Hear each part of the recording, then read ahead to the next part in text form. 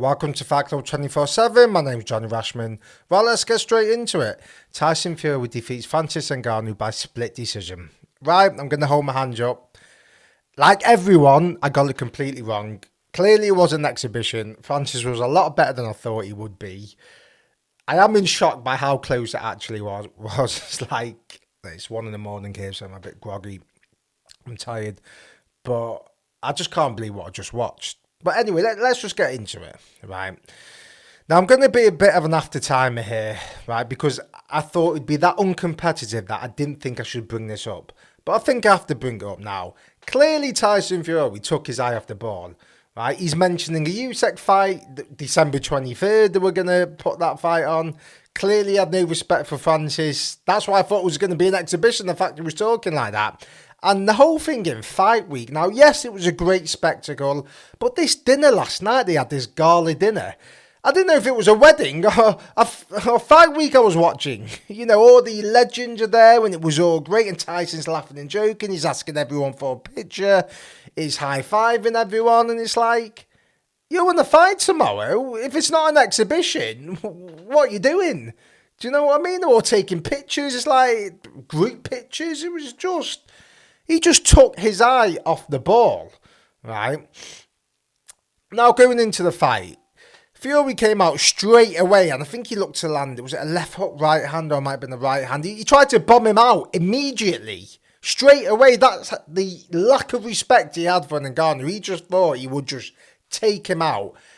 And Ngannou, I think he slipped it or ducked it, and then Fury knew, right, I might be in a bit of a fight here. When he was up close and he felt the power and he knew he was in the fight. Now, I was very impressed by the way Francis was composed. He kept his shape. He wasn't reacting to the feints. Every time Fury would feint, you know, he's got that irky-jerky style. He feints, throws a jab, right hand. He just didn't react. And Ngannou was just kept the glove there, calm, didn't react. You know, when you do a feint, you do it so your opponent reacts. So if you do a feint and your opponent, you know, reacts with a right hand or something, he leaves himself open, you can counter that.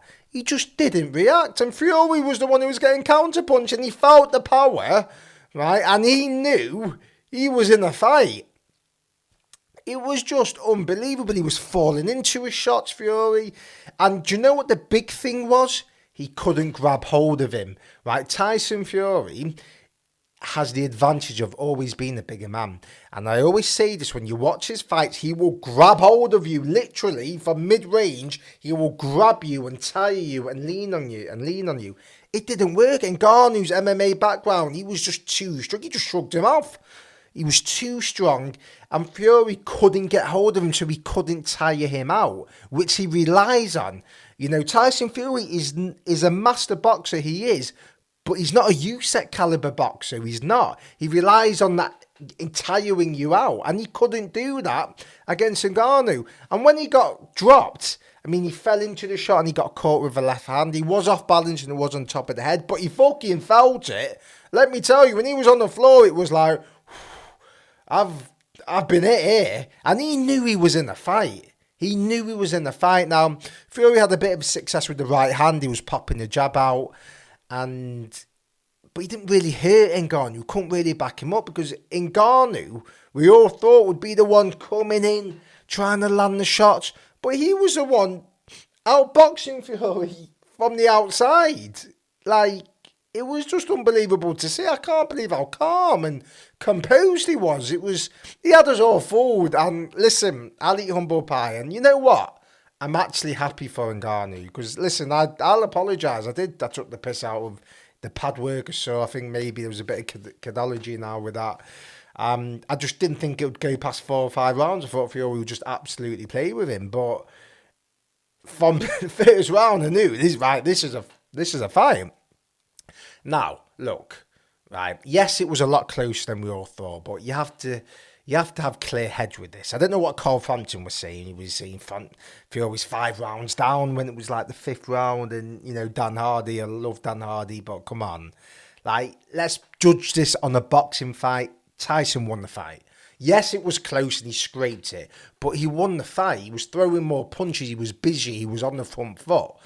Ngannou, yes, when he had success, when he landed, he had success, but he wasn't throwing a lot of punches. He was patient. He was looking to bide his time to knock Fury out, and that's what he was doing. But he didn't win the fight. It's not a robbery. Honestly, it's just not. Like, anyone who says it was, I think you need to watch it back. Fury won a scrappy fight. He was poor. He was embarrassingly poor, to be honest with you. He just... everything a conventional boxer should do, he just couldn't do. The feints, the jab, it just wasn't working. He didn't throw a body shot once. I think he was that hesitant of throwing body shots because if you go to the body, you can leave yourself open at the top. And Fury's never had a great defense. He's never had a great defense. He's always relied on his chin, and as he's got older, the defense has got better. But he's always left the chin in the air. It's just fighters have been too small to really capitalise on it. And Ngannou capitalised on it. And he was dangerous throughout. I couldn't believe how he kept his composure from the first round to the last. But he didn't win the fight. Tyson Fury won that fight. But I am shocked what I watched. I mean, couldn't believe it. Couldn't believe how close it was, And Ngannou's power, listen, it did translate to the boxing ring. Now, look, will he beat top 10 boxers? I don't think he will. Right, it's a one-off fight. Deontay Wilder, I think Deontay Wilder will send him to hell. To be quite honest with you, Deontay Wilder will get in there and he will throw that right hand. He will take his head off. Right, AJ will knock him out. Look, I've still watched the fights. Believe me, they're great fights. Like I would watch it now. And Ngannou, you have to give him respect, but you can't. I think that was more a case of how bad Fury was. I don't want to take anything from Francis because he did prove me wrong. I am eating humble pie here, right? But I think Fury was that bad. I don't know how much he trained for the fight. The fact that, like I said, they were talking about Usyk in December, like that just was so disrespectful. That's why I thought it was an exhibition. The fact they were even mentioning that, and even before I thought it was an exhibition, but I was wrong with that. That was a fight. There's no doubt about that. That was a fight. And Tyson knew he was in the fight. And, I've always said the Usyk fight's a hard fight for him. I've always said it. I've said it from day one. Now, a lot of people will be saying now, Usyk can beat him. But you can't go off that performance because Ngannou's a different proposition to Usyk. With Usyk, he will be able to lean on him more and he'll bank on that. He couldn't do that with Ngannou. Ngannou shrugged him off. Usyk isn't going to be able to shrug him off as easy, right? But you're looking at that now, yesterday everyone's saying Fury's going to walk through Usyk. It ain't going to happen now, is it? And you look at after the fight, Frank Warren didn't want to commit to the date when they had the interview and Usyk was face to face. Usyk said, "I'm ready for December." Tyson had that look in his face. I ain't fucking fighting in December. There's absolutely no way. And he doesn't care. Listen, Fury will take stick after stick. He doesn't care because he's still getting paid, right? And I don't think he should take it in December. No, it'd be crazy to take it. He's not going to take it in December anyway. I always knew it wouldn't happen in December. Maybe if he blasted Ngannou out in a round or two, maybe, but ain't going to happen in December. Tyson Fury will do it on his terms, right? If he says April or March, it'll be March. If he says next bloody December in Riyadh season, the next Riyadh season, that'll happen then, right? Because he knows he's in the fight. I think Tyson is losing a little bit fight by fight, I think that Wilder fight, both men, they went to hell and back in that trilogy, right? And that takes stuff out of you. And okay, he poleaxed Dylan White and Chisora, okay, but I do think Tyson left some of him in the ring that night, and he's going to know now. Usyk will be licking his chops now. He'll be licking those lips, ready to go, because there's vulnerability there now. And Tyson, look, he just looked like he didn't want to be there, to be quite honest with you, as the fight was going on and on. He just, there was no urgency, really. It was just... And after the fight, I think I heard Frank Warren say, "You've got this." Right? So I think they knew they had it. But it was embarrassing, to be quite honest with you. And look, he's been paid, and it was a good event. I actually enjoyed the night. I did. The undercard fights, there was knockouts. It was a spectacle. I actually enjoyed it. I thought, I've got a whole man job. I did critique the event a lot. I said there was a lot of nonsense and all this, but the promo, it was good. Like, it was good promotion. It was a good event. The stars there. I didn't like the fact that there wasn't a lot of UK fans there. I think that takes away from the event. All these pictures with the legends together yesterday at this dinner. Great is good. But at the end of the day, it's the fans who make these boxes. The Saudis aren't going to pay you the big money without the fans. Right? It's as simple as that. They're just not going to pay you the big money. You're getting paid the big money because you're a commodity, you're a brand. Why? Because the fans are purchasing your tickets, your pay-per-views, and your social media content. So I think we need to get back to fans watching the sport. But look, it was a decent. It was a better atmosphere than what's usually happens. But I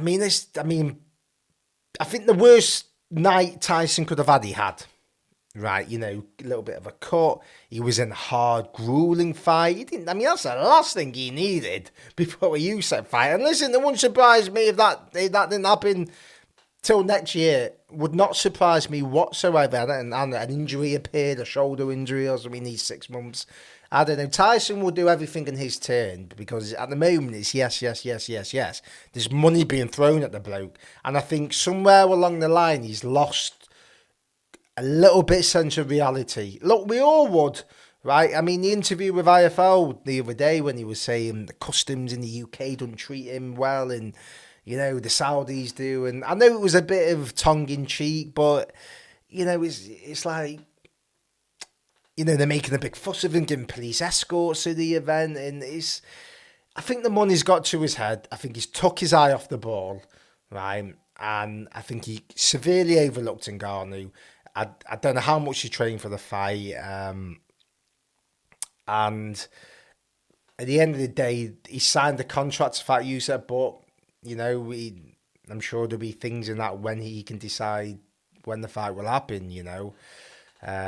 Not going to happen in December. I'm very confident that it's not going to happen. You can see in Tyson's face, like you can see it.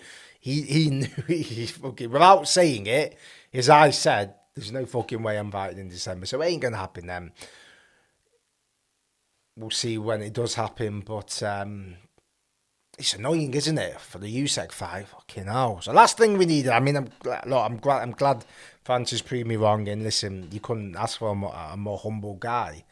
But boxing terms, gee, it's a fucking nightmare, isn't it? Absolute nightmare now, because we're all looking forward to the Usyk fight. When we're going to get it?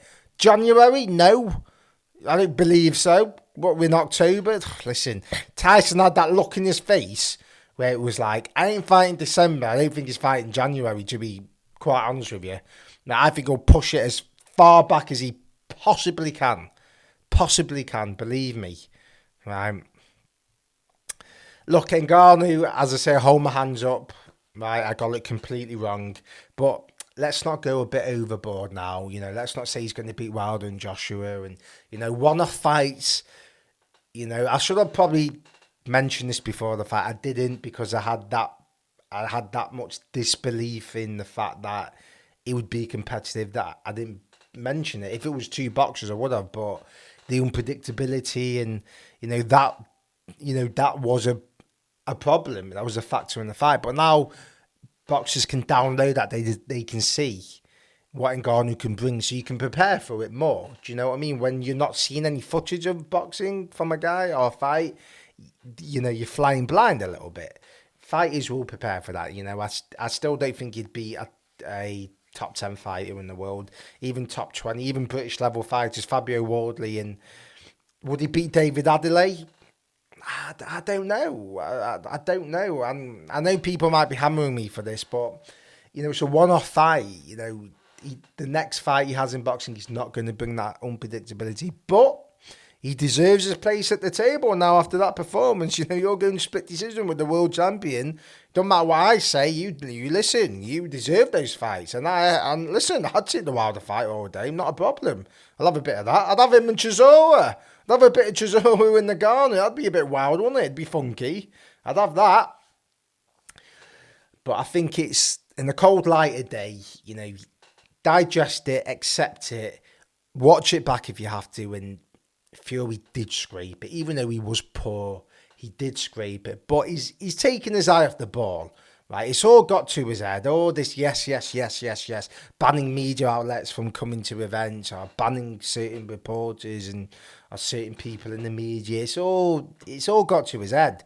I think he needs a bit of dose of reality, and I think he would have got that tonight. And I think that he needs to get back home into Morecambe and get some reality, get the kids shouting at him. Because at the moment, he's being lavished in Saudi Arabia. He's going through customs, police escort, millions of pounds. Ronaldo here, bloody Ronaldo, the other Ronaldo, Eminem there. He's like, do you know what I mean? He ain't, the guy's living on a different planet. He needs to come back down to reality, get back into rainy Manchester, right, and get some reality back, mate, and shape yourself up. That was embarrassing, that. Embarrassing from Tyson. But you know what? He's always got that heart, Tyson. I've always said it. He's always got that heart. Even when he's got to dig deep, he never looks for a way out. If he gets put down, he gets back up and he fights. I don't care what anyone says about the bloke. He's always had that mentality, that winner's mentality to never, ever give in. Because some people might have felt sorry for themselves, you know. He didn't. He still tried to land things at the end. Okay, as I say, it's embarrassing me even talking like this. It was a bad performance. And my hat goes off to Francis Ngannou. What an incredible guy. You know, and the power is you know, did translate. It's legit. Right. Last off, I want to talk about this. I'm telling you now, this flavour, the glowberry flavour, is absolutely sensational. I'm telling you, get it, pull it in the freezer, right, for about 45 minutes an hour or whatever, take it out. I would have this if I was having food, if I was on the beach, if I was in a club, after a workout. It's absolutely sensational. I'm telling you, it's a phenomenal drink. I don't know how good it is for you, you know, because it tastes that good, but no, I'm sure it is. But it's a phenomenal drink, this. I'm telling you, if you've not tried it, try it. I'm not bullshitting you. It's absolutely phenomenal. But yeah, I am a bit shocked. Right, let me know what you think. Do you think Tyson Fury won the fight? What happens with the Usyk fight now? Like, comment, subscribe, let me know.